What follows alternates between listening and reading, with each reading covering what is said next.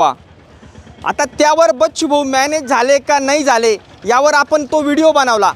त्याच्यावर 99% कमेंट आपल्याला एकदम सकारात्मक आल्या. परंतु काही लोकांनी कमेंट केले आहे का तुम्ही आंदोलन होते का. तर माझा व्हिडिओ आता मी थोडा शॉर्ट टाकतो. मी त्या नागपूरच्या आंदोलनात स्वतः होतो व ते सगळं मी डोळ्यांनी बघितलं. आपल्याबरोबर काही शेतकरी, मला काही प्रश्न करायचे त्यांच्यासाठी.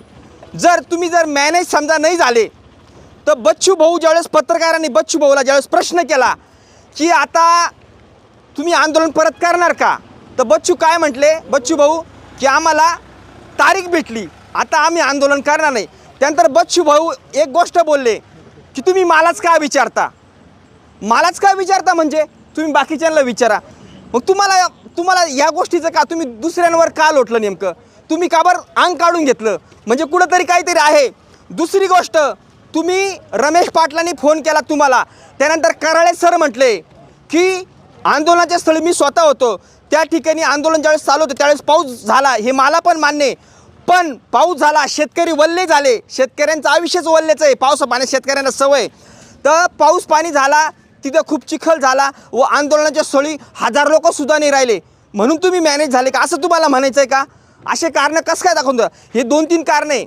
तुम्ही जर असं मॅनेज जर झालेले नाही आहे मग तुम्ही असं कसं काय बोलता की तिथं 1000 शेतकरी नव्हते, तिथं खूप पाऊस साचला होता. तुम्ही जर त्यावेळेस जर अटक जर झाली असते ना तर तुमचं नाव सुवर्णाक्षरात कोरलं गेलं असतं.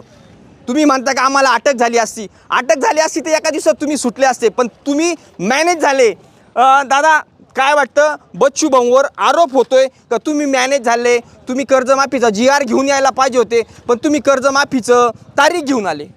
बच्चूकडे जेव्हा सत्तेवर होते तेव्हा त्यांना काही करता नाही आलं आणि आता सत्तेवर नाही तर आता भुकायला लागले. का भुकू राहिले हे, तेव्हा त्यांना नाही भुकता आलं. सत्तेवर होते तेव्हा का नाही केलं, कर्जमाफी झालीच पाहिजे का सांगितलं नाही बाकीच्या याला. हां, आता तुम्ही कर्ज देऊ नका, माफी करू नका, पण आमच्या शेतीमालाला भाव द्या ना तुम्ही.